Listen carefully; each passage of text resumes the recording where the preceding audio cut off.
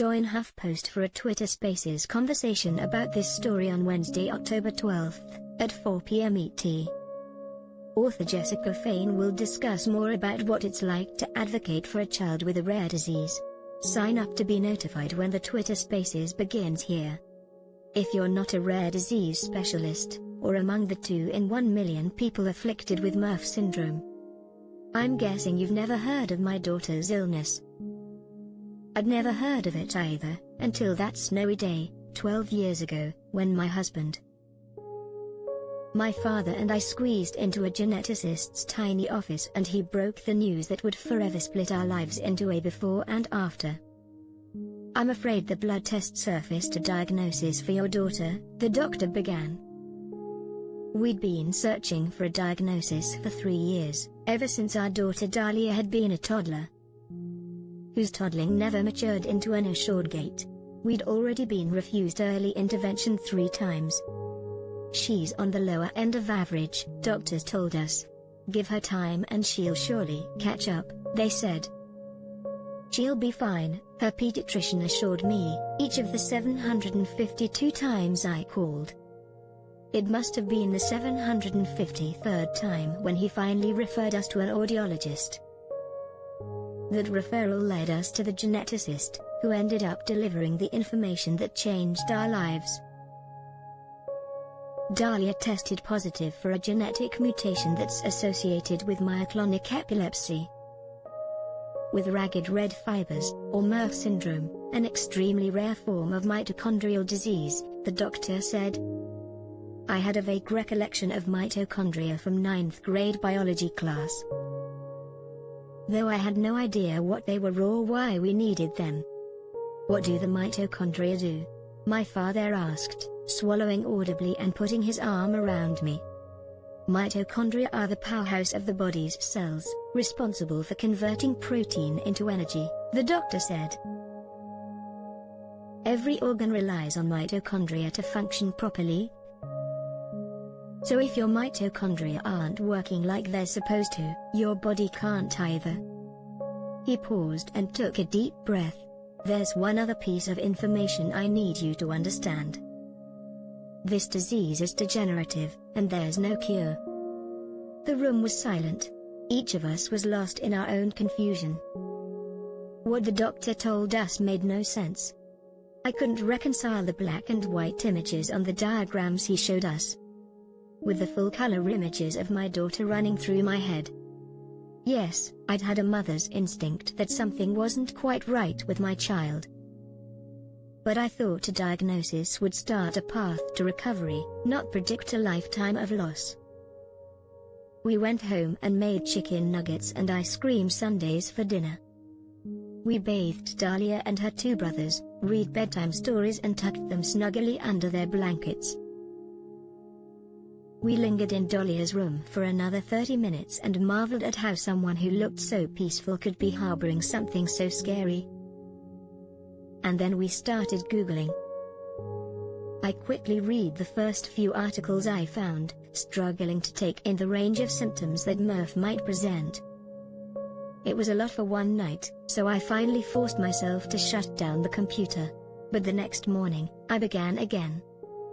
I studied medical journal entries and took note of the doctors who specialized in mitochondrial disease.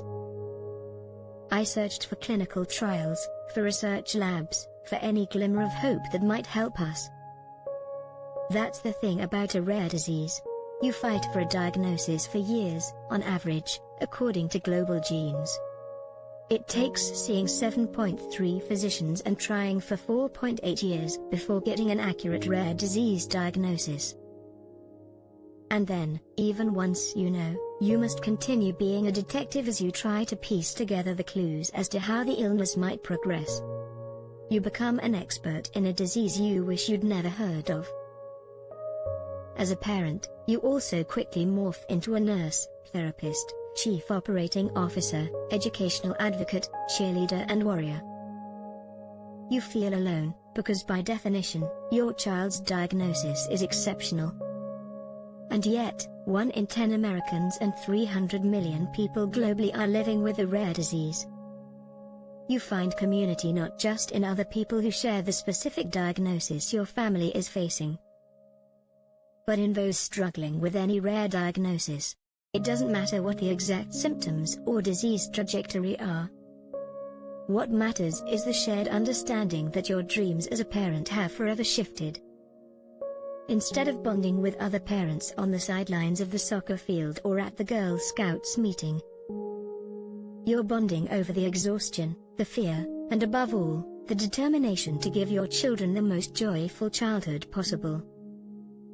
Together, you try to spread the word, not only about your children's illnesses but about rare diseases in general. Because even though more than a quarter of neonatal intensive care deaths are caused by a rare disease, those conditions remain a mystery to most of us. Why does that matter? Why do we want people to know about the very thing we wish we'd never experienced? It matters because knowledge leads to research and funding, advocacy and health equity. It matters because awareness leads to understanding and compassion. And it matters because things become less scary when they have a name. And less scary still when other people know that name. Imagine if this Monday, Rare Disease Day, each of us learned a bit about just one rare disease. It probably wouldn't change the trajectory for most of the people who are currently suffering. But it might help someone be diagnosed earlier.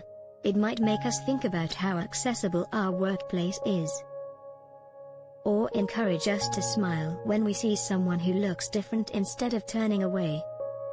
We've made leaps and bounds with awareness, research, and treatment for AIDS, cancer and depression, all diseases that were once unknown, and once known, often still unspoken or rarely spoken about.